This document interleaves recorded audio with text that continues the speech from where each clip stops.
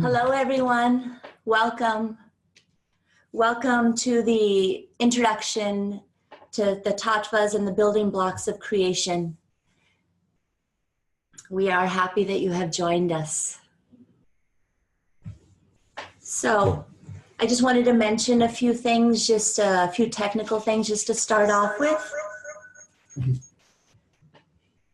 Basically, that you can send chat messages by clicking on the Q&A link that's below, and then you can type out your questions. And if we have time, we'll try and answer these questions, and if not, we will answer them at the next webinar. So we're going to start off with the Agore mantra. We're going to sing it together 3 times.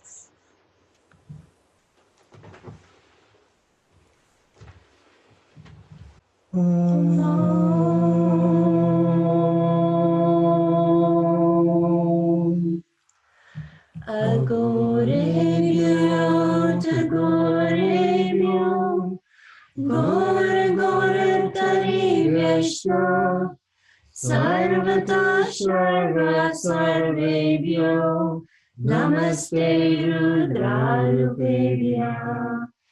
Agorebhyo, Tagorebhyo, Gore Gore Tariveshyo, Sarvata Sarva Sarvebhyo, Namaste Rudrarupebhyo. Agorebhyo, Tagorebhyo, Gore Gore Tariveshyo, Sarvata Sarva Sarvebhyo, Namaste Rudrarupebhyo. The meaning of this mantra is, O Lord Shiva, you alone transform yourself into all forms, into the forms of the powers of Rudra as Agora, the enlightening and uplifting energy, Goratari, the frightful darkening energy which pushes one down, and Gora, the energy which keeps one fixed, neither rising or falling. These forms, embodied in Rudra Shiva, are helpful to the aspirant while he is aware, and frightful for the one who is ignorant, pushing him down and down. So Denise is going to lead us through a guided meditation. Okay. Come into a comfortable seated pose and lengthen through your spine. I'm going to teach you today a meditation that Swamiji taught in the 80s. He taught to a group of people, a group of devotees. And so we'd like to share that with you today. So just softly close your eyes and become aware of your natural breath. Without changing your breath, just observe your breath. Observing the inhale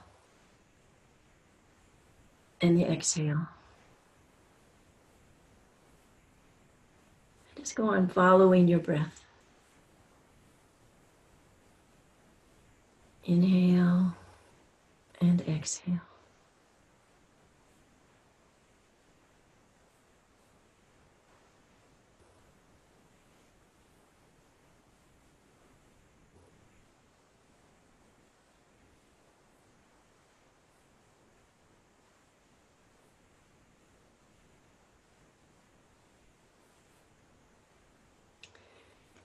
And now we'll begin inhaling our breath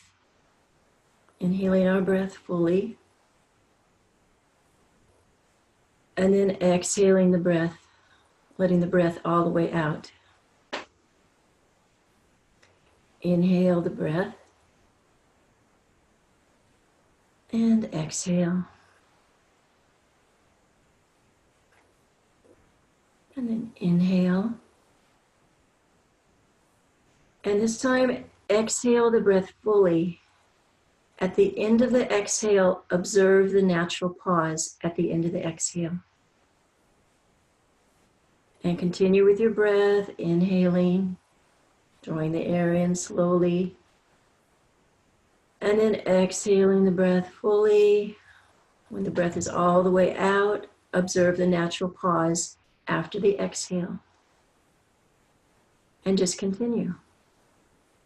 Just slow, smooth breath, easy breath, observing the pause after the exhale. Please continue with your meditation.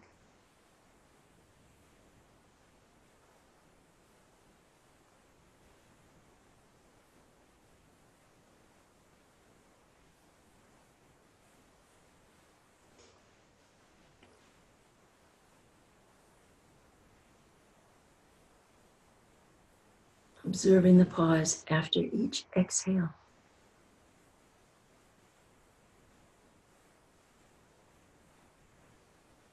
And we're going to sit for about 10 minutes, our meditation.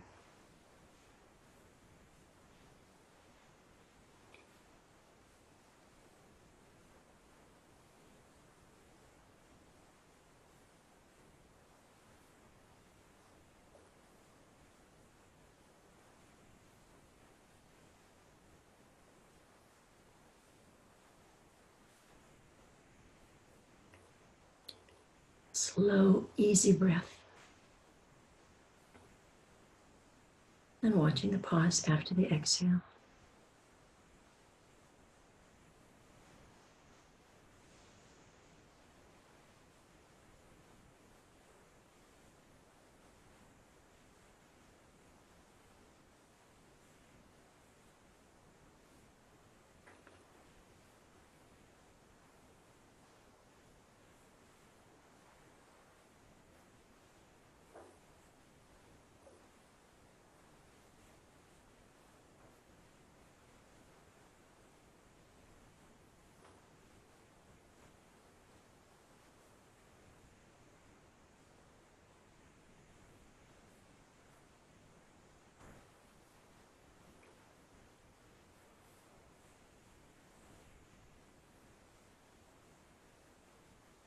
And continue observing the pause after the exhale.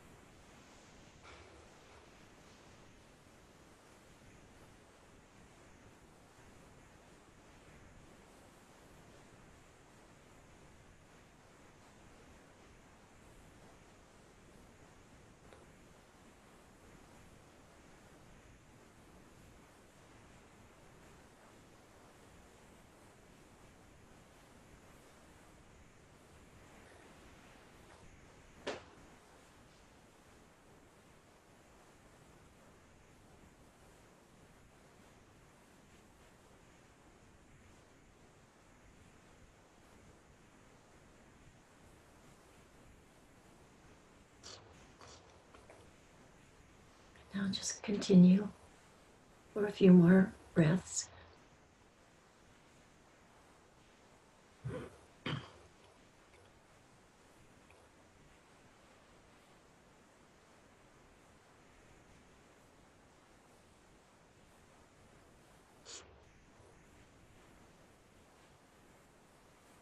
And then just let your breath be totally free, free breath.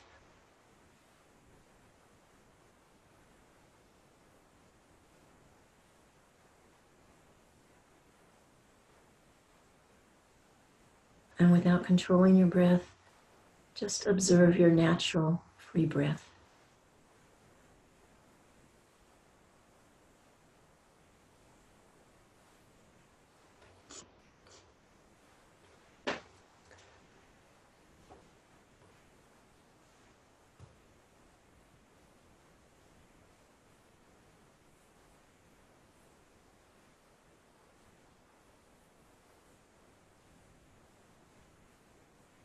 And then when you're ready, let your eyes start to open slowly.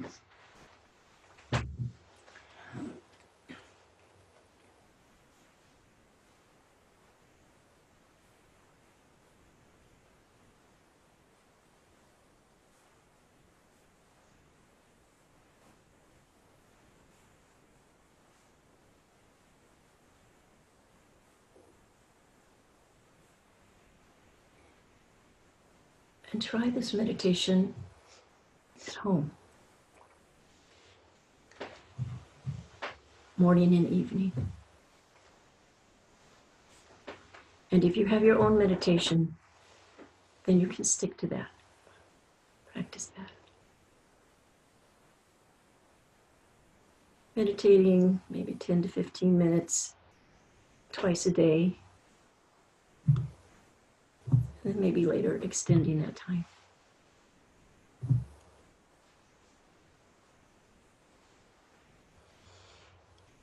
Thank you.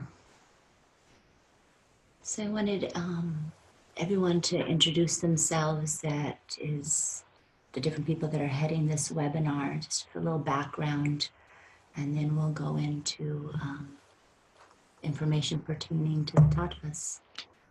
So, John, would you like to introduce yourself? My father, John. Hello, everyone. My name is John Hughes. I'm the father of Shauna Hughes, of course, and my wife Denise is sitting next to me here. I guess this whole journey for myself, at least in this life, started in 1971 when I went to Kashmir to study Kashmir Shaivism for my doctorate. I took Shauna, she was a little girl at that time, and my wife Denise, we all three went to Kashmir together. And at that time I'd heard about this great saint, Swami Lakshmanju, and my thesis advisor told me, or also I'd heard of him and was very excited that I would have a chance to study with him. So I went to Kashmir and I asked Swamiji, I met Swamiji and asked him if he would teach me Kashmir Shaivism, and he said he would be glad to. And so that was the beginning. And for the next number of months, he gave me a series of lectures, 19 lectures actually, and those lectures are what form the basis of the book Kashmir Shaivism, The Secret Supreme, which is basically the basis of our course on the Tattvas. And so I ended up staying with and studying and recording Swamiji's translations for the next 15 years. And it was a wonderful experience. And my wife was there and my daughter grew up there. And so we're here to bring the world Swamiji's teaching. So glad to have you come. I hope that my voice is clear. Thank you. It'll become clearer and clearer. And this is Denise, my mother.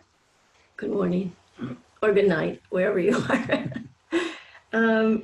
Well, John was going to India, so Shauna and I were going to India, so we all went.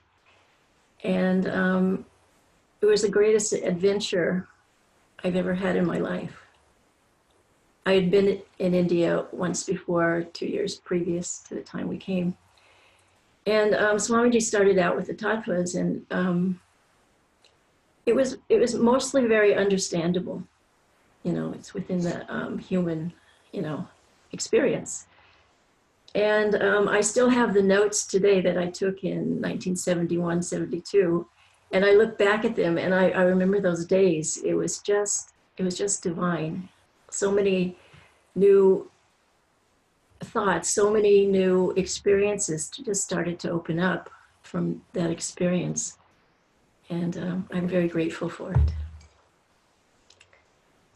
And I'm grateful that we can share whatever we can with you so that you experience that as well.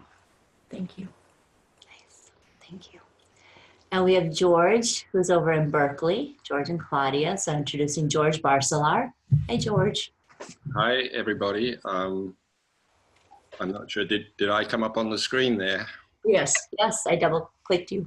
So that's me, the guy with the red hat on. If it's anybody else, it's not me. It's cold in Berkeley.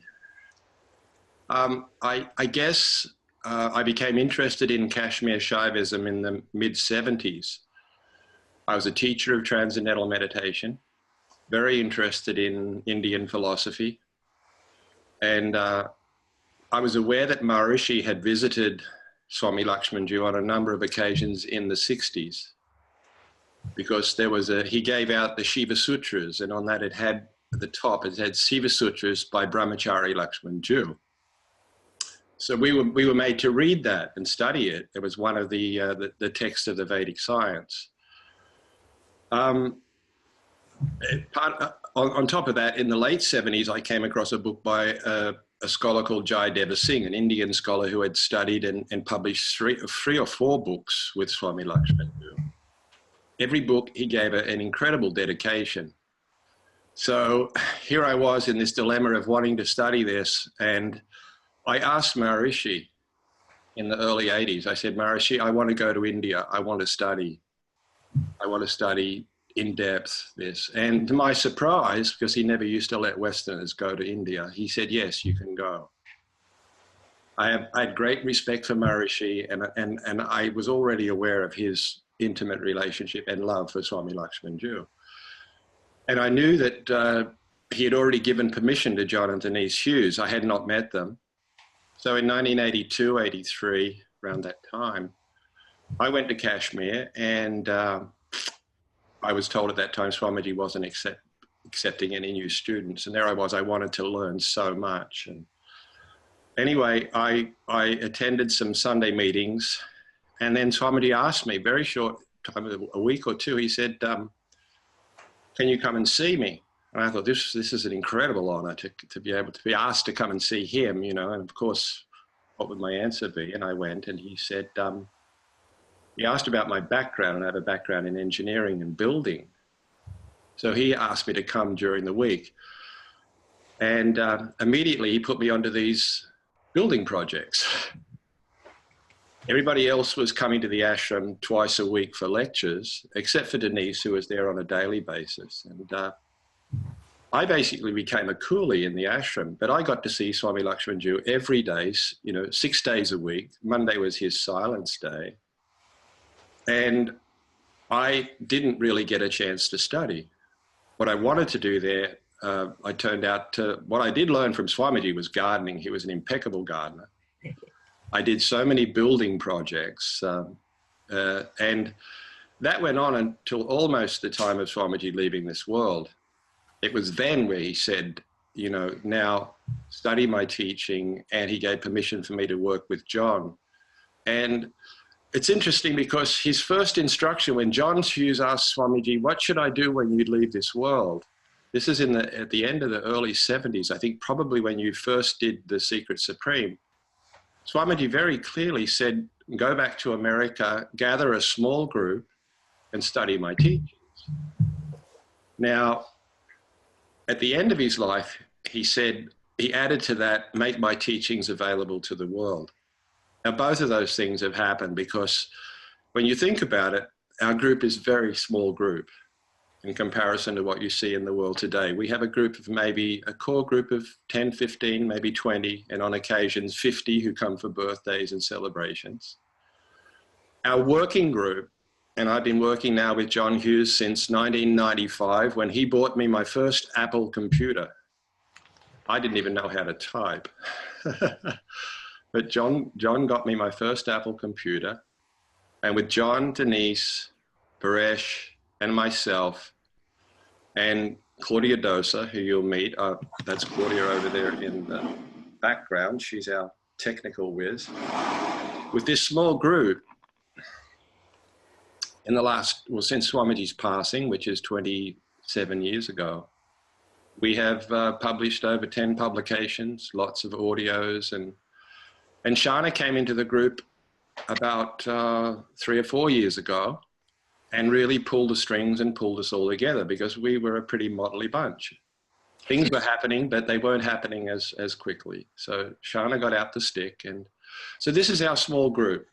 It's not really it's not really a big event, but still Swami Lakshmanju's teachings are getting out to the rest of the world. And we have the welt marks to prove it. Hey. So that's my introduction to Kashmir Shaivism. And for me, and I'm sure for all of those people that are involved with Swamiji, he's very much in the scenes. He's very much behind the scenes. He's very much pushing us in whatever direction we need to go. And this is like we're moving ahead at the royal pace of an elephant. We don't expect anything, but we're very appreciative of all the people, especially the people who are online today who've been supporting us for quite a long time in this endeavor to bring this teaching to the world. So Jai Gurudev, and we can start on this mystical topic of the Tattvas. Claudia, do you want to just say hi for a moment over there? Claudia Dosa. I'll let Claudia come forward because she'll need the microphone. I'm Claudia. I'm George's partner. Like he already mentioned, we met in '95 and he introduced me to Kashmir Shaivism. And Swamiji had already passed away, but I still got a pretty good introduction. And I've been studying Kashmir Shaivism and Sanskrit, chanting, all those things. And then I started working with John, helping with the books, website, blog, social media. That's kind of what I'm doing right now. And all sorts of odds and ends in the background, putting together the books. And That's a bit louder. I'm pretty much at the end of my speech. So that's about it. Yeah, I will be in the background helping with the audio and everything else that needs to be addressed. So blame me. Thank you. Thank you. Thank you. Thank you. You can say something about yourself. Okay. So Oh yeah, Shana.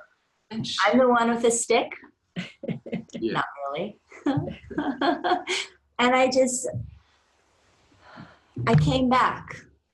I disappeared for a while in my 20s and 30s. I was raised next to Swamiji, near Swamiji, around Swamiji as a child, from lectures to just visiting and just being there in his presence. And so I remember that as such a brilliant and magical time of my life.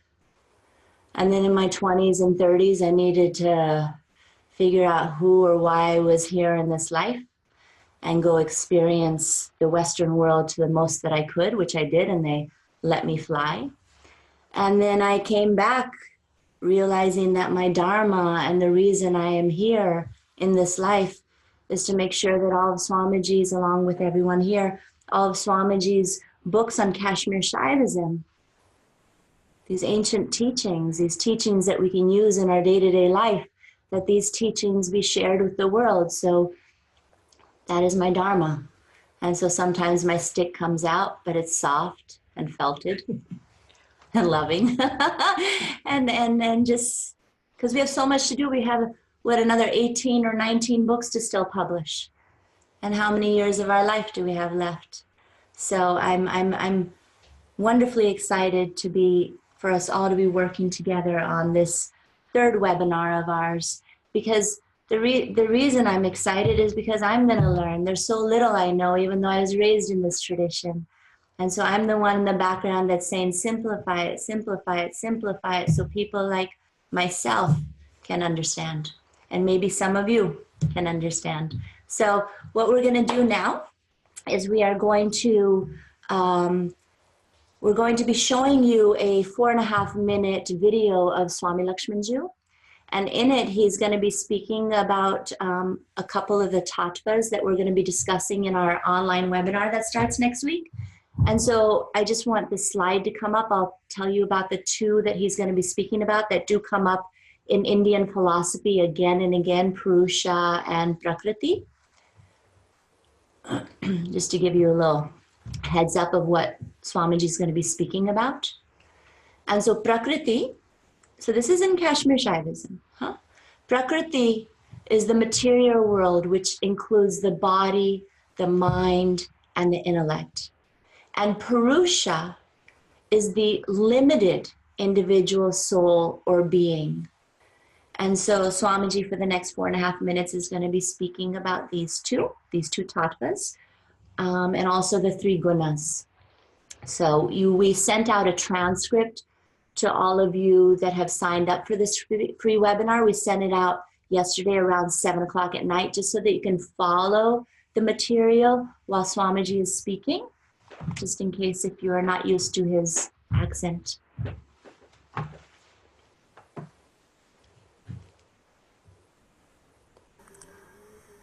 Purusha prakriti dohi pungte prakriti jan gunan karanam guna sangosya sadasad yoni janmasu.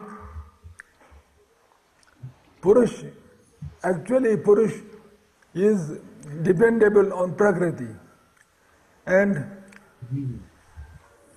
Bhungte Prakriti Jan Guna, he enjoys the 3 gunas. 3 gunas means that worldly creation, and he just goes on enjoying that worldly creation.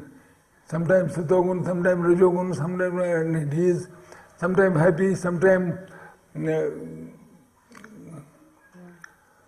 painful, sometimes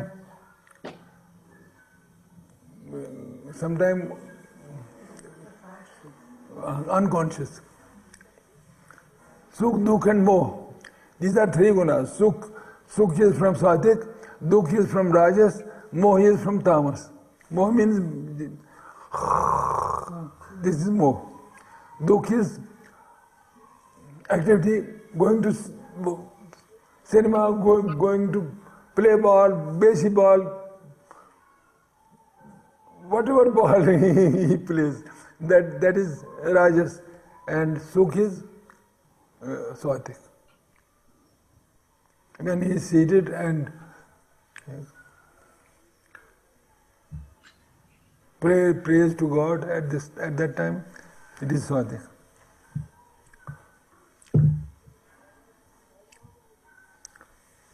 And as long as Purusha is attached to gunas, 3 gunas, it conducts for him sadasat yoni janmasu. Anek means numberless births and deaths. Numberless births and deaths are produced for him, because he deserves that. And he never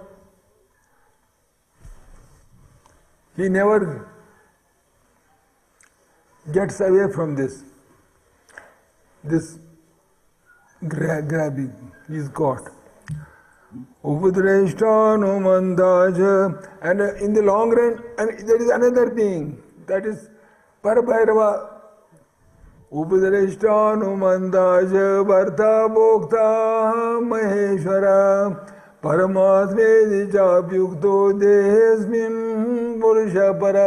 Upadrashta, who is witnessing what is going on, what is damn thing going on to Purusha, and he is tossed with Prakriti. Upadrashta, he sees, he observes, he witnesses. Anumantacha, and he thinks how far he is entangled by Prakriti.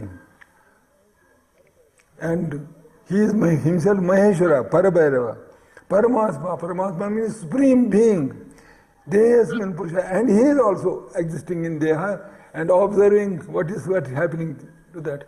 Both are, one is above that and one is entangled in Prakriti.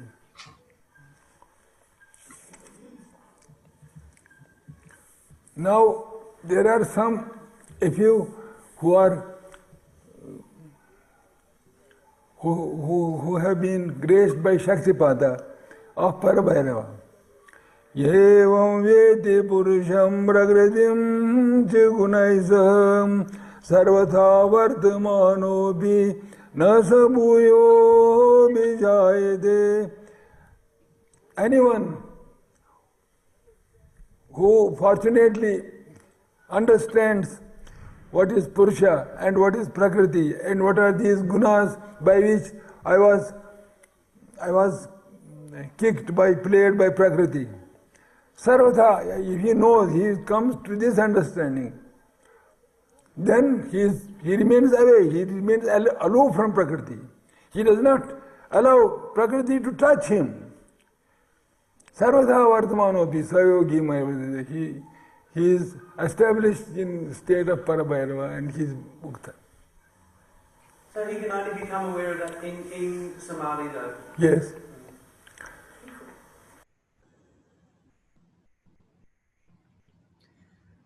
So would one of you like to give a little background of what this video is about and what Swamiji is talking about, or a few different details? Well, talking about this, the Tattvas. The Tattvas are the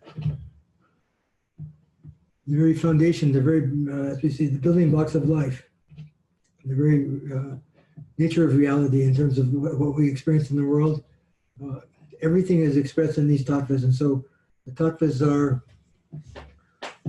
everything that we see and all those things that we actually don't see. They go up to comprise the world that we're part of.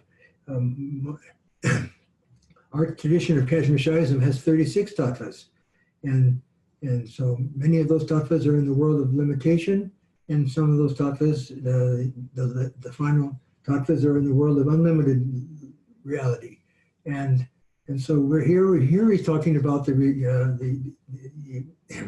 relationship between the material world, Prakriti, and the individual who's experiencing that Prakriti or the material world. And what we find is that that individual who's experiencing the material world, he thinks he is the material world. So he thinks that he is his body, and he identifies with all of the aspects of the material world as being what he is, as opposed to being the fact that he's that supreme reality. And so Swamiji talked about at the very end that there's two beings here. There's a limited being, and then there's that unlimited being at the same time. And so that unlimited being is that the real actual reality of that individual, which we are. And that unlimited being is always there. And but because of the nature of Lord Shiva's creation, he's created in such a way that unlimited being, which is Lord Shiva, he covers that in such a way that he makes it himself think that he is this body and he is this unlimited self. I'll turn this over to somebody just to say. Yeah, Denise or Okay. George.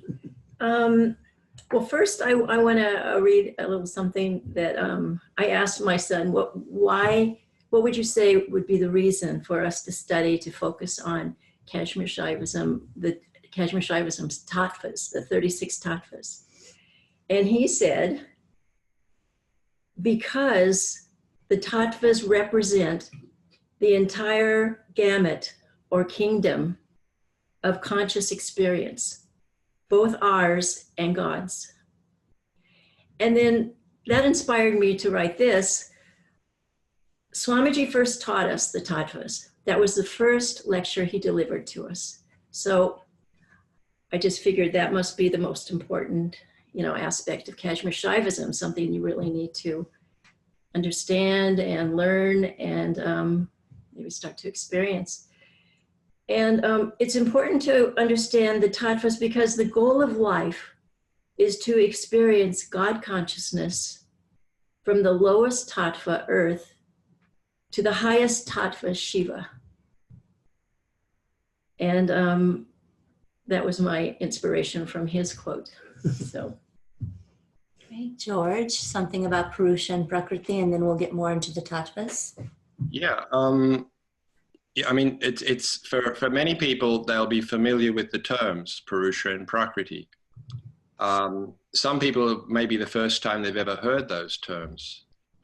But in Indian philosophy, the Tattvas have a very salient position. The main, I guess, it come to mind, the three main streams of Indian philosophy would be Jainism, Yoga, and Vedanta. Of course, Yoga comes under the heading of one of the 6 systems of Vedanta. All of those systems go into as much detail as they can about the Tattvas, but all of those systems only recognize 25 Tattvas up to Purusha. So this idea of understanding Purusha and Prakriti in all other systems of Indian philosophy is paramount to their understanding of enlightenment. And as Swamiji pointed out, the idea there is that, you know, Prakriti is nature who plays Purusha into the world. And enlightenment means when Purusha realized that Purusha, he or she, because we're all Purushas, he or she is being played by these gunas in nature. The gunas which he mentioned, they're embedded in Prakriti. When he realizes that, then this is the state of, you can call it kaivalya, whatever it is, it's a state of separation. Now, Kashmir Shaivism recognizes that, no, you know, that's not the end. There are another 11 tattvas above the 25 tattvas accepted by the majority of Indian philosophy. And these 11 tattvas bring you to the point of up to the state of Shiva, the 36th tattva, which is Shiva tattva. And therefore, in most Indian philosophy, you don't hear the word Shiva, unless it's a Shaiva philosophy. Shiva's not even mentioned. He's one of the forms of the Trinity, Brahma, Vishnu, and Shiva, and he's at the low end of the scale. And this Purusha state of Purusha, realization of that for the Vedantins is the state of Brahman, you know, which is the heart, Brahma, Vishnu, Shiva. But for the Shaivites, why do we say Shiva is the ultimate? Because that's the highest tattva. For all the others, the highest tattva is Purusha.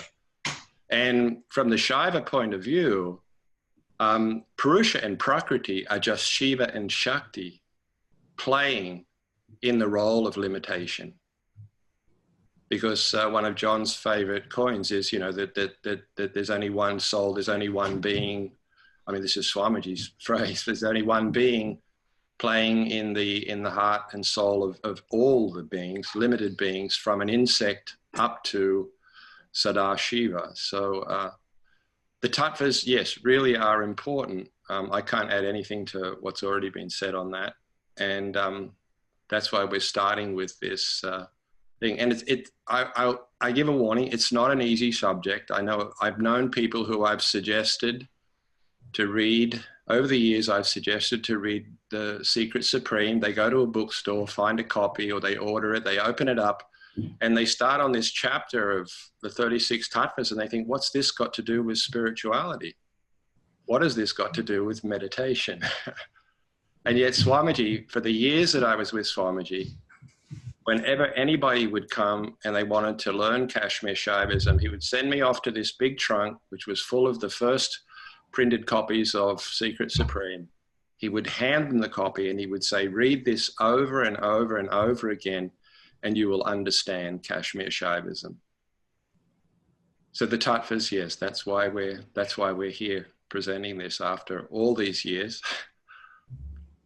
Yeah. Yeah, because the tattvas are really, you know, I think one of the expressions that it comes to my mind is this, that it represents the mystical geography of awareness. That's what Kashmir Shaivism is really has to give to the world, is this mystical geography of awareness that the whole gamut, as Denise mentioned, the the totality of reality. Because for Kashmir Shaivism, the important thing of life is to experience this reality, not just to talk about it.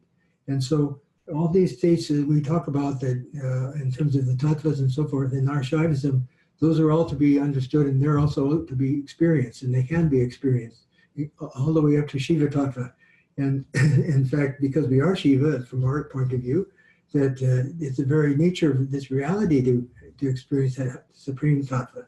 And so this, as I say, mystical geography of awareness is to, is a map and the way, I guess, the way and the means. And so that's what our Shaivism is, and that's what we have starting with these Tattvas. So how does this benefit? How does this benefit somebody that joins the 4 weeks to understand the 36 Tattvas? Would it benefit somebody in their meditation practice or their understanding? What is the benefit? I know that George created a map that we can show as well, but from all of you, what is the benefit of understanding these? I think it creates a basis for understanding what's to follow.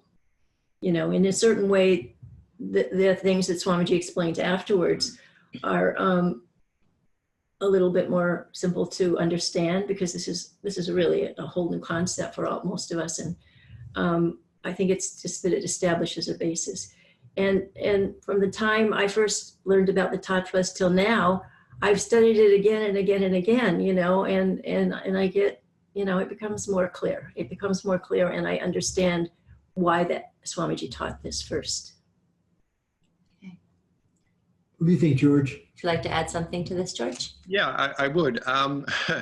It's interesting. Why should we study the Tattvas? At the beginning of last year, I was in India. I've been collecting paraphernalia and different things. And one of Swamiji's older long-term devotees came up and gave me a piece of paper in Sanskrit, which Swamiji had given out sometime in the 60s when he was teaching Tantra Loka in Kashmiri to Kashmiri devotees. And it was one of those old, style Indian Ronioed copies. And it was the 36 Tattvas were all written out there in Sanskrit. And in between each one was earth, water, fire, air, and ether. And in between each set of 5, which we have a graph to show you, was earth, water, fire, air, and ether. So instead of 36 Tattvas, it was doubled. So it went from like Shiva, Shakti, Icha, Jnana, and Kriya like that, or Sada Shiva. And it went all the way down to earth, water, fire, air, and ether, which is the lowest, the 5 elements. Everybody is aware of the 5 elements. Now, on a practical level, whoever's watching this is made up of the 5 elements. Yeah. We're all made of earth, water, fire, air, and akasha, or the space in which all of this happens. The whole basis of Ayurvedic medicine is based on this. The whole basis of all ancient systems, if you go to any system, it's based on these. Some of them have the 4 elements, but the 5 elements are inherent in nature and in us. So the practical application is we've been driving this body around like a car, but we don't actually know what it's made of. And if you suddenly understand, even in a subtle way, or even an imaginative way, the 5 elements and how they constitute the tissue elements even of the body, which in Ayurveda are called the dhatus, and the 7 dhatus of the body. It comes back to the basis of these 5 elements, and there are practices, there are teachings, even in the Shiva Sutras, which is one of the foundational texts. There's one stage there in Kemraja's commentary where he talks about if you're sick, it's an imbalance of the 5 elements. And there are places in the body where you place your awareness in order to balance the 5 elements. So we're talking about earth, water, fire, air, and ether. And it turns out very mystically that the earth element is in the throat pit. You practice on that. The water element is in the back of the mouth, so that the soft palate. The fire element is in the navel. That's a common one with Buddhism and all different things. If you're too cold, you do sanyama on that and you get warmth.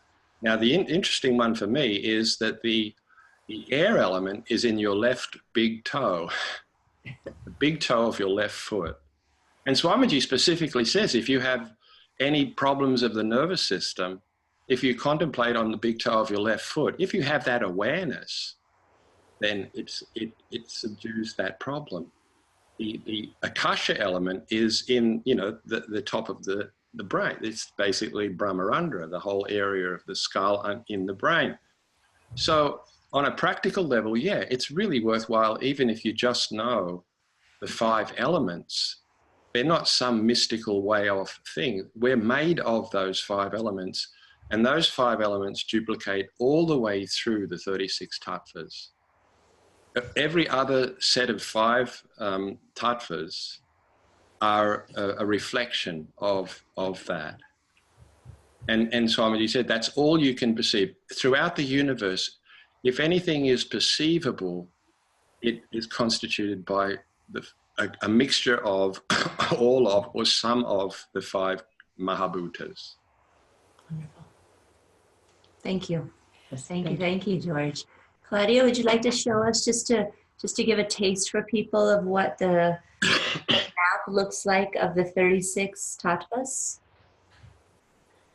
and how they start from the top and then go, and as you start from the top at 1 and as you see at 25, that's what George was talking about, where they pretty much stop at other Indian philosophies. But then in Kashmir Shaivism, it continues from 26 until 36. And we'll be discussing about 10 of these each week, starting off at the bottom. And would you like to add anything of this, George, or Mom, or Dad? I think one of the things that, thinking about what we said so far, is that you know, this idea of this map, the reality of how we're structured and how we're structured in terms of how we came to be. You know, that the interesting thing is to understand how an unlimited being became a limited being, and how an unlimited being can become an unlimited being again, and the experiences that happen for that individual, and at what stages and what's to be done there. It's a very, very, very exciting part of Nice. I think like what I was just saying, if we did send this this chart out to everybody, I believe, Shana. No, we didn't send out the chart, George. We sent out the transcript for what was. Okay, yeah, this chart will be part of as we go through it in the actual course. I got it. The color scheme in this is just what I've been saying, that the Mahabhutas, the 5 Mahabhutas, the first ones, they're earth, water, fire, air, and ether, or Gandha, Jala, Tejas, Vayu, and Akasha. These duplicate right through, and that's why the color scheme on this continues through, rather than doing what Swamiji had done. You know, then I've just asked Claudia to put a color scheme right through that, and just scroll down a little bit, Claudia. And if you see there at number 25, as Shana just said, that's where the majority of Indian philosophical systems end. That's the totality of their creation. And the additional 11 tattvas of Kashmir Shaivism mirror one another. And then the reason this little thing is put at the end here, keep going, just, yeah, okay, the 5 universal energies of Paramashiva. Paramashiva is not actually a tattva. It's the container in which everything else happens. It's sometimes referred to as a 37th tattva, but just for analogy.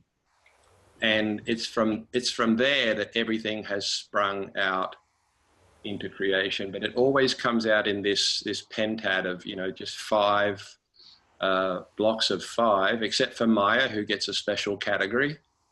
And that's what we'll be going through in as much detail, but trying to keep it as simplified as possible in these next 4 parts of the actual webinar. Yeah. Good. No, great. This is exciting. Wonderful. I was, before we end this in the next few minutes, I was wondering, George, if you'd like to share a story.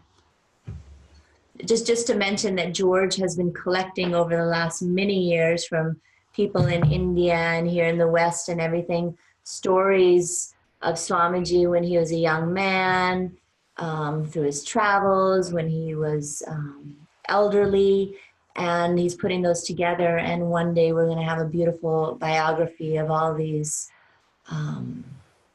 stories and events and experiences of people around him. And it's just such a mix. And so George is going to share one of the stories with us. No, I guess I hadn't had anything planned, but something that comes to mind since I mentioned this, that before I met Swamiji, I'd been studying Ayurveda for a number of years, and I was really, really entrenched in Ayurveda.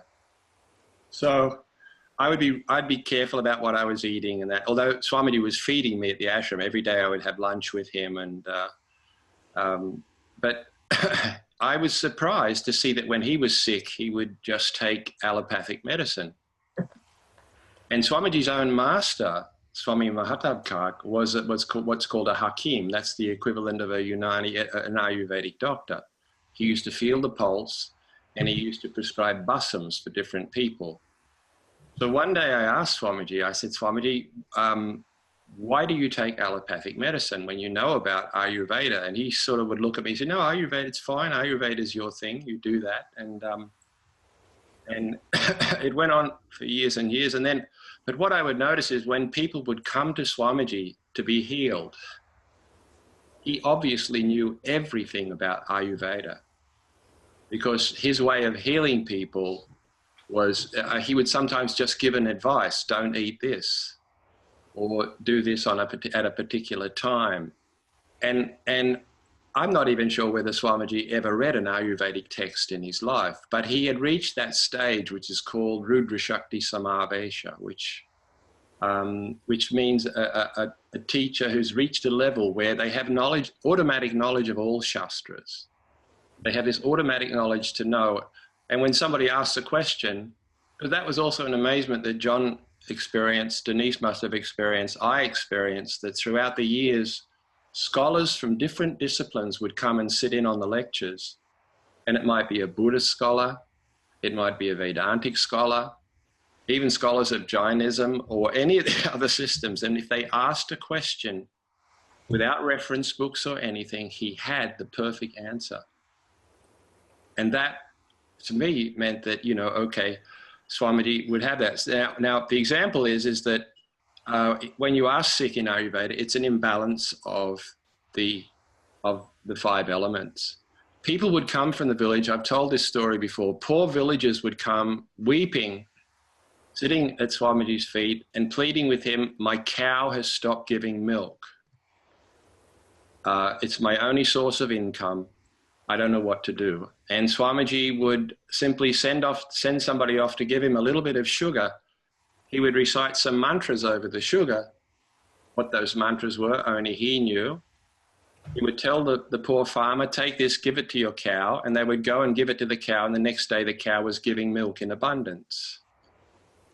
Now, you have to know, you have to have intimate knowledge of the workings of the Tattvas in order to be able to do that. And you also have to be an enlightened seer. There were various things, but no matter what, when people came with different problems, he had that knowledge. And I remember the final thing, I got so frustrated. I said, Swamiji, your master didn't take medicine. You still take all these medicines. And he said to me, listen, for enlightenment, you don't have to be this perfectly super healthy being. He said, but you do have to eat in a way that you keep your blood pure. And that was why Swamiji advocated a pure vegetarian diet. And always he advocated fresh food. You know, he wasn't radical about anything, but his only advice to me, which really got rid of a lot of ideas, because I would buy this Ayurvedic medicine and that, and he would say, you don't have to take all this stuff. Just keep your blood pure. eat a simple and pure diet and fresh. So that's a story I can share with. Thank you. I love that story. I remember as a child, whenever we would eat at Swamiji's or when we would go with him on his picnics, and the food was always just so delicious. And just even as a child, I was able to beautifully appreciate it and wait for it and long for it and look forward to it and just eat each bite. It was just so delicious. So thank you for that, George. And I wanted to thank everyone that's joined us. We had a few questions or hands raised, but we didn't have enough time. So I'll make sure to answer the questions that you've sent. And yeah, we look forward to you joining us for the 4-week webinar that we're going to have. And we're going to be sending out the transcript and the material and the map and everything that goes along with our 4 weeks of studies together. That starts next Sunday. So thank you all for joining us. And Shana, Yeah. Yes. There will be a recording of this sent out to everybody who signed up for the free webinar. Yes, there will. Yeah, some people may have signed up but missed this introduction. So. Right. No, wonderful. And so we'll be sending that out in the next couple of days after it's been cleaned up a little bit. No, just for today's thing. No, today. So thank you all. Anything else anybody needs to add? No, God bless everyone for coming. Thank Wonderful. you. Yes. And Jai Gurudev. Very good. Jai Gurudev.